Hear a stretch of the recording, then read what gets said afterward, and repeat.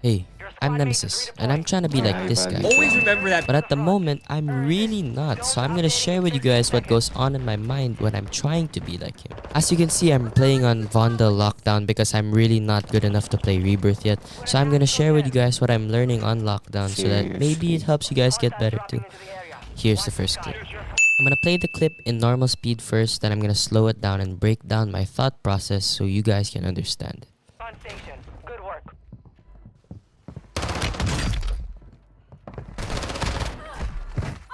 Your squad mate is redeploying. Well done. Now let's break that clip down. Good These work. first few moments I can hear footsteps below me, so I go and check it out, and lo and behold, there's a person. After I crack this person, I rush him. I am now standing at his doorway when I can show you the second point, assess the area before pushing. In this frame, you can see that he isn't in my line of sight, meaning in this small room, he can only be on the right side. Using past knowledge, knowing that he's now cracked and low, I can comfortably rush him knowing that I'll probably win the gunfight. Here's the clip again. Your squad mate is redeploying. Now we move on to the actual interesting part of the video, which is the movement. Watch this clip in normal speed and I'll break it down in slow motion so I can teach you guys how to move. And hopefully after this you guys are more confident in your moving and you're able to win more gunfights.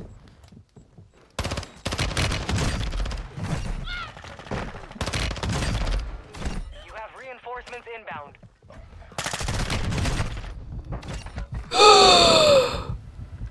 Let's break it down. In the first part of this clip, I am assessing the area, making sure that I'm not walking into any enemy campers and making sure that I'm not rushing things that I don't know. And then I see this person running. What I do to this person is I jump up and down repeatedly, which is called bunny hopping. Bunny hopping is used to confuse the enemy because normally you'd probably think that they're gonna stand still. But instead of doing that, you jump up and down in either the left or right direction to confuse them and hopefully disrupt their aim and making it harder to hit you. You can add slides and dolphin dives to this like I did here, or you can mess up with your reaction time and almost lose the gunfight Inbound. like this. Now I should have died there, but I think bunny hopping made all the difference. One thing you can do while dropping down when you respawn is assessing the area on your way down. It's basically a free UAV that you can see things on hand for yourself, then act on it. For example, I assessed the area before I landed on my loadout because I saw nobody.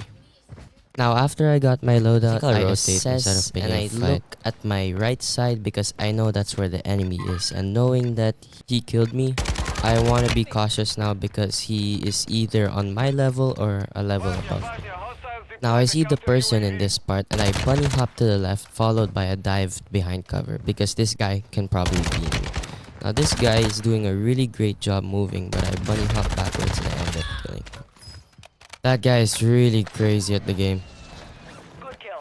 Marking the Now I'm last not sure if all of you guys noticed this, but audio cues from the announcer in the game are actually really important and they can be really helpful. Now using that same audio cue, I identify one person is flying down and in the same area I see one guy. Now that guy is sandwiched in the middle of us, so he's probably gonna die first. And the way I kill him here is by taking absolute advantage of this box cover I have here to crack him. Now that I know he's cracked, I can rush him, and once he's done, it leaves me with this TikToker guy.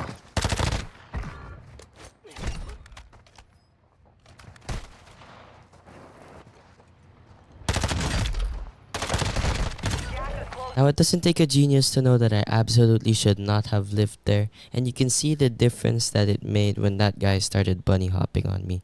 I shot his legs, which dealt a lot lower damage than it should have to the chest, which if I hadn't been plated, I would be dead. Now one thing I do recommend for these to work is you learning the claw grip. This is the normal grip. You hold the triggers with your index fingers and you tap the buttons with your thumb, and this is the claw grip where you hold the buttons with your index finger and the rest of the buttons with your middle or your ring finger. Now this does take time to learn, but it is really useful in the long end. Thank you guys so much for watching. I hope this was able to help you guys in even the littlest way. Subscribe if you want more videos like this.